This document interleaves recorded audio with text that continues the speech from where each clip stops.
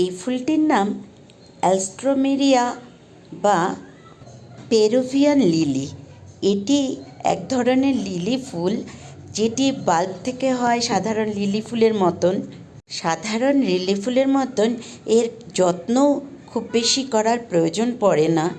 এই ফুলটি দেখতে অত্যন্ত সুন্দর এবং এটি বিভিন্ন কালারের হয়ে থাকে।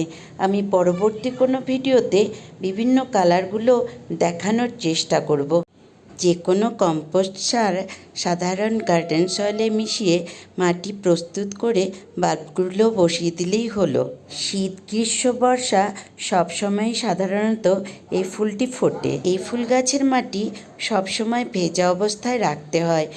একটি বাল্ব সংগ্রহ করে আপনারা আপনাদের টবে রোপণ করে দিলে একটি বাল্ব থেকেই অসংখ্য বাল্ব তৈরি হয়ে যায় এবং অসংখ্য ফুল পাওয়া যায়।